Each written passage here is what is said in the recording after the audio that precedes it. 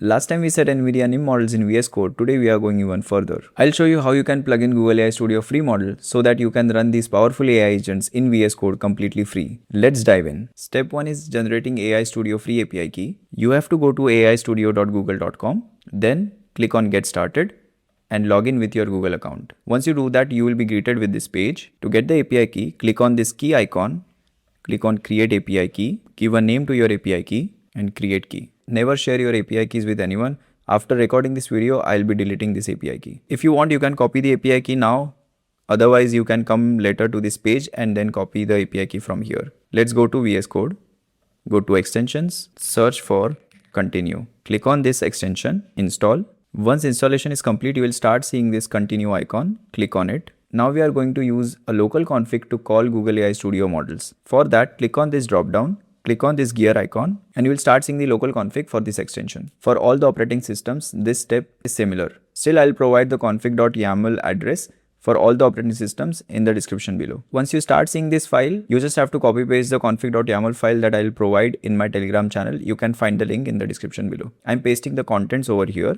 Once you copy paste the configurations over here, you will start seeing all the models in this drop down. Let's go to the AI Studio website. Let's copy the API key. In VS Code, replace this with your API key. Replace all. Now for all the models, I have the API key and these models will start working now. You also have to keep a look at the rate limit of these models. So for that, you can go to rate limit. Over here, you will see some data like requests per minute, tokens per minute, and requests per day. For the latest models, the request per minute is really low, like 5 on 5. But for Gemini 3.1 Flash Lite, the requests are really generous and we can utilize this for autocomplete in VS Code. Let's see how you can get this autocomplete. So go to the settings, expand this, click on this cube. There is the option of autocomplete here. To get this in your configuration, I have already added this roles. Just uncomment this. So you will start seeing 3.1 Flash Lite as the autocomplete model. If you want other model to be used, you can copy this and paste in front of any other model and you will start seeing that model over here. From my personal experience, I found this Gemini 3.1 Flash Lite good for autocomplete. To show you it is working, I have created this sample auto.py file. If I just write import, so it has started giving me this autocomplete now. So the autocomplete is working with this extension. But you have to keep in mind the rate limits as well. To check if it is working or not, we will create a single page HTML file of a to-do web app. I already have a detailed prompt for that. I'll just paste it here. If you want to have that prompt, you can check it out in my Telegram channel, link in the description. So it has created the index.html file. Let's open it. Let's add a task.